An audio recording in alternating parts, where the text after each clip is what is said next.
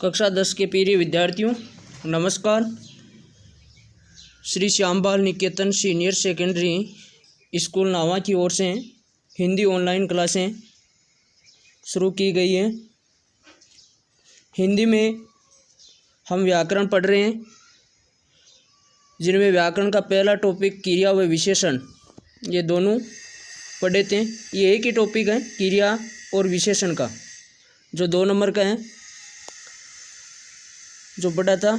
आज हम दूसरा टॉपिक है जो कारक, काल व वाच्य का है।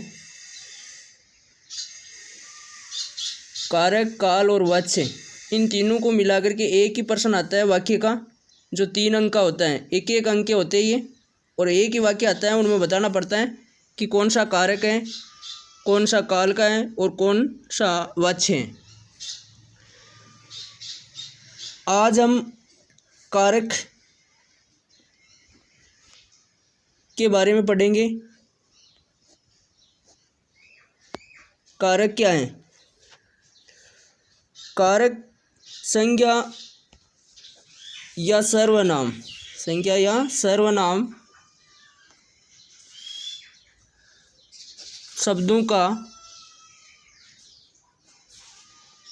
वह रूप जिनका क्रिया के साथ संबंध हो, जिनका क्रिया के साथ संबंध हो, उसे कारक कहा जाता है। उसे कारक कहा जाता है। संज्ञा या सर्वनाम शब्दों का वह रूप जिनका क्रिया के साथ संबंध हो, संज्ञा हो चाहे सर्वनाम के शब्द हो, उनका क्रिया के साथ संबंध होगा, उसे ही कारक कहा जाता है। अर्थात हम ऐसे भी कह सकते हैं, कर्ता और क्रिया के बीच, कर्ता और क्रिया के बीच, कर्ता और क्रिया के बीच संबंध बतलाने वाले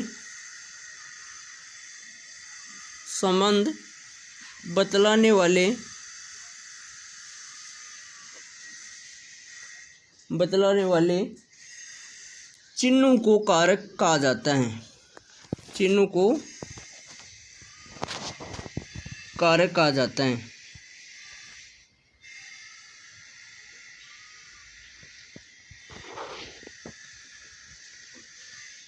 कर्ता और क्रिया के बीच संबंध बताने वाले जो चिन्ह होते हैं, उनको ही कारक कहा जाता है। ऐसे भी कह सकते हैं, और या ऐसे भी कह सकते हैं, संज्ञा और सर्वनाम शब्दों का वह रूप जो क्रिया के साथ संबंध बताए, उसे कारक कहा जाता है। कारक में विभक्ति चिन्ह होते हैं। तो विभक्ति चिन्ह क्या होता है, उनके बारे में पढ़ लेते हैं। विभक्ति चिन्ह ये क्या है? विभक्ति चिन्ह प्रत्येक जो कारक होते हैं, प्रत्येक कारक की स्पष्ट पहचान के लिए, प्रत्येक कारक की स्पष्ट पहचान के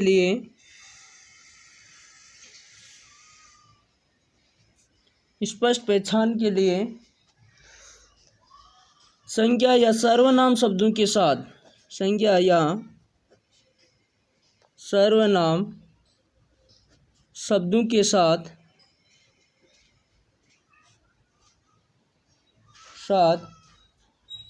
जो चिन्ह लगाया जाता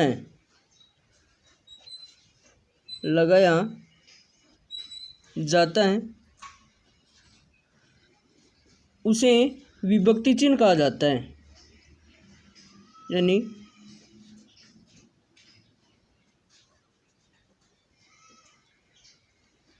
प्रत्येक कारक की स्पष्ट पहचान के लिए संज्ञा या सर्वनाम शब्दों के साथ जो चिन्ह लगाते हैं, उसी चिन्हों को विभक्ति चिन्ह कहा जाता है।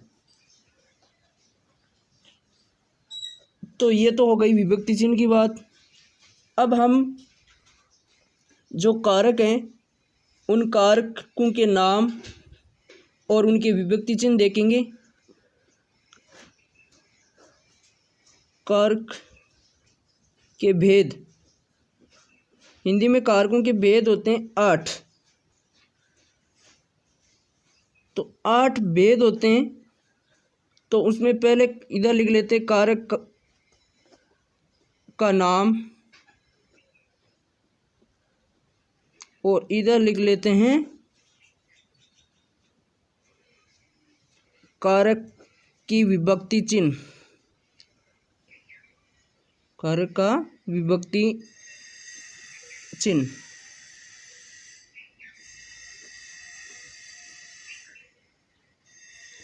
पहले होता है, पहला कारक है कर्ता और इनकी विभक्ति होती है ने। इनकी पहचान के लिए ने विभक्ति आती है। दूसरा है कर्म, दूसरा कारक है कर्म, उसकी विभक्ति चिन्ह होता है को। तीसरा कारक है करण, इनका विभक्ति चिन्ह होता है से। 4 नंबर पर कारक आता है संप्रदान,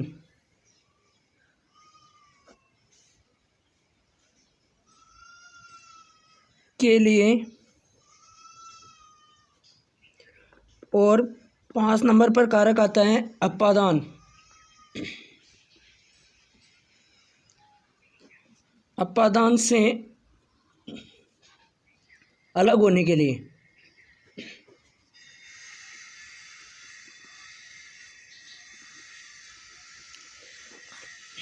अपादान में से अलग होने के लिए और करण में से साथ।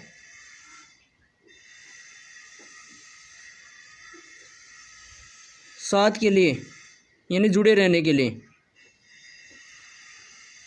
के साथ। और 6 नंबर कारक आता है संबंध, और संबंध की विभक्ति चिन्ह होती है का, के, की या रा, रे, री भी होती हैं। रा, री, रे। 7 नंबर कारक हैं वो हैं अधिकरण कारक। इनकी विभक्ति चिन्ह होती है में, पर।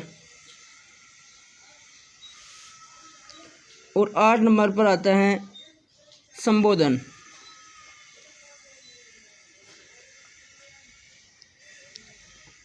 और संबोधन कारक की विभक्ति चिन्ह होता है हे, ओ, अरे। ऐसे हैं जो इसमें आदिबोधक चिन्ह आते हैं ना, वही संबोधन में आते हैं। तो ये हिंदी में 8 कारक होते हैं और 8 कारकों के 8 ही विभक्ति चिन्ह होते हैं। अलग अलग कारक की पहचान के लिए जो चिन्ह लगाया जाता है वो विभक्ति चिन्ह होता है। इन कारकों को हम अलग अलग डिवाइड करके इनको अलग अलग पढ़ेंगे, तभी हमें अच्छी प्रकार से समझ में आएगा। तो सबसे पहले कारक है कर्ता। कर्ता कारक। कर्ता कारक की विभक्ति चिन्ह साथ में लिख लेते हैं ने। तो संज्ञा या सर्वनाम के जिस रूप से क्रिया के करने वाले का बोध हो, मतलब समझे, कर्ता यानी करने वाला, क्रिया को करने वाले का बोध हो, मतलब पता चले हमें, उसे ही कर्ता कारक कहा जाता है। संज्ञा या सर्वनाम के जिस रूप से, संज्ञा या सर्वनाम के जिस रूप से क्रिया के करने वाले का बोध ज्ञात हो, क्रिया के करने वाले का बोध ज्ञात हो तो उसे कर्ता कारक कहा जाता है।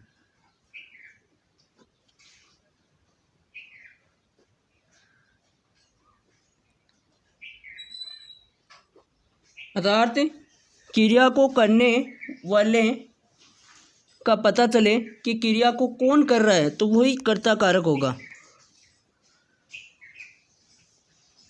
जैसे राम ने पुस्तक पढ़ी। राम ने पुस्तक पढ़ी, इसमें पढ़ना क्रिया है। राम,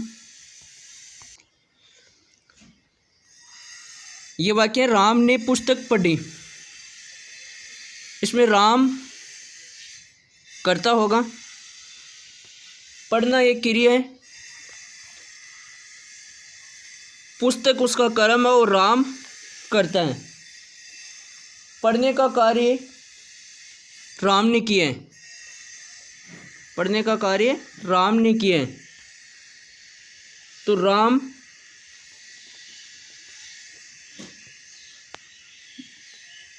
एक कर्ता होगा। राम क्या होगा? कर्ता। और विभक्ति होगी इसमें ने, इसलिए इस वाक्य में होगा कर्ता कारक। कर्ता कारक ये लिखना है। कारक कौन सा है इसमें? पहचान के लिए बताना है कि कर्ता कारक। विभक्ति इसमें ने विभक्ति है, पढ़ना क्रिया है और पढ़ने का काम कौन कर रहा है? राम। पुस्तक को पढ़ने का काम कर रहा है राम, इसलिए इसमें होगी विभक्ति भी है, इसलिए इसमें कर्ता कारक होगा। जैसे कारक में दो मुख्य बातों का ध्यान रखना है, विशेष नोट लगा करके समझ लेते हैं इनको। दो विशेष बात है इसमें। पहली बात तो यह है कर्ता कारक में जो अकर्मक क्रिया होती है, अकर्मक क्रिया, अकर्मक क्रिया उसमें कर्ता के साथ ने विभक्ति नहीं आती है। अकर्मक क्रिया होती है उसमें कर्ता के साथ ने विभक्ति नहीं आती है। जैसे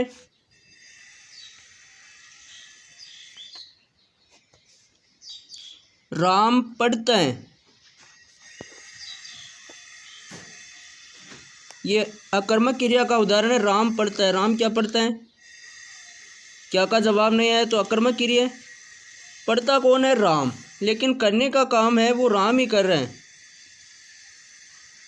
पढ़ने का काम राम ही कर रहे हैं। अब क्या पढ़ता है ये तो नहीं है, अकर्मक क्रिया है, लेकिन राम ही पढ़ने का काम कर रहा है, तो इसमें कर्ता कारक होगा, कर्ता कारक। एक बात और, जैसे वर्तमान और भविष्य काल, वर्तमान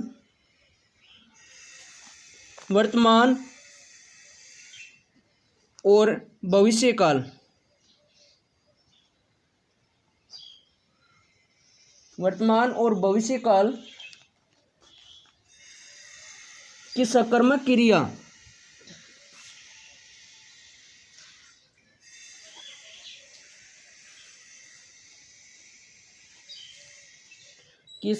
क्रिया जो वर्तमान काल और भविष्य काल की जो सकर्मक क्रिया होती है, उस सकर्मक क्रिया के कर्ता के साथ भी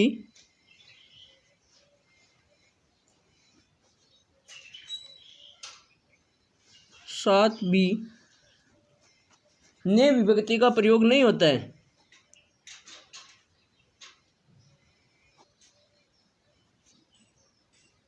प्रयोग नहीं होता है। वर्तमान और भविष्य काल की जो सकर्मक क्रिया होती है जिसमें कर्म होगा लेकिन वर्तमान काल का हो और भविष्य काल का हो वाक्य, तो उसमें भी कर्ता के साथ ने विभक्ति नहीं आती है। जैसे वह विद्यालय जाएगा, वह विद्यालय जाएगा, ये भविष्य काल का वाक्य है, जाएगा। तो इसमें भी कर्ता कार्य की होगा। जाना एक क्रिया है और जाने का काम कर रहे हैं वह, ये सर्वनाम शब्द है वह, तो इसमें भी कर्ता कारक होगा। राम भोजन पकाता है, राम भोजन पकाता है, राम भोजन पकाता है। तो पकाना एक क्रिया है और राम, पकाने का काम कौन कर रहा है? राम। लेकिन वर्तमान काल का वाक्य राम भोजन पकाता है, वर्तमान काल का वाक्य, तो भी कर्ता कारक ही होगा। तो दो बात का ध्यान रखना, कर्ता कारक में अकर्मक क्रिया में कर्ता के साथ ने विभक्ति नहीं होती है तो भी कर्ता कारक होगा, क्योंकि उसका काम कर्ता का ही है, इसलिए कर्ता कारक है। और दूसरा, जो वर्तमान और भविष्य काल की जो सकर्मक क्रिया होती है, वर्तमान काल का और भविष्य काल का जो सकर्मक क्रिया होती है उसमें भी कर्ता के साथ ने विभक्ति का प्रयोग नहीं होता है। जैसे वह विद्यालय जाएगा, राम भोजन पकाता है, वह विद्यालय जाएगा ये भविष्य काल का वाक्य है, राम भोजन पकाता है ये वर्तमान काल का है, तो भी इसमें कर्ता कारक ही होगा। क्यों? क्योंकि इसमें जैसे वह विद्यालय जाएगा तो जाने का काम कर रहे हैं वह, तो इसमें क्रिया का संबंध वह से यानी संज्ञा है, और सर्वनाम शब्दों का जो संबंध है क्रिया के साथ होता है तो वही कारक कहलाता है। तो यहाँ पर कर्ता कारक ही होगा। क्यों? क्योंकि जाने का काम वह कर रहा है, तो यहाँ पर ये वाक्य हो गया कर्ता कारक का सकर्मक वाक्यों में। अब हम जो कर्ता कारक पढ़ा इनके जो उदाहरण हैं, कर्ता कारक के उदाहरण जो मैं आपको दे रहा हूँ, इनको समझना है और आपको हल करना है। जैसे मोहन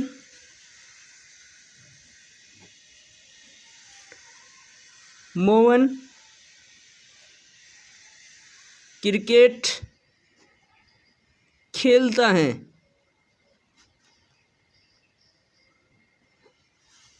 दूसरा है राजू ने पुस्तक खरीदी।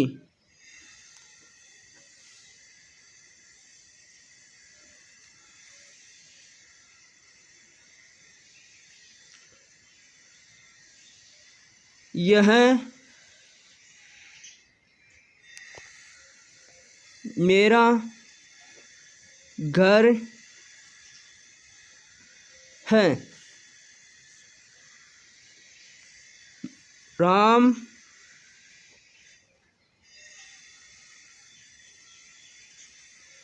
जयपुर जाएगा।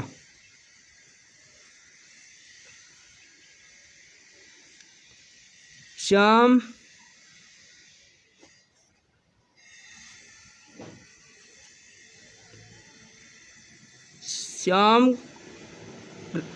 गृह कार्य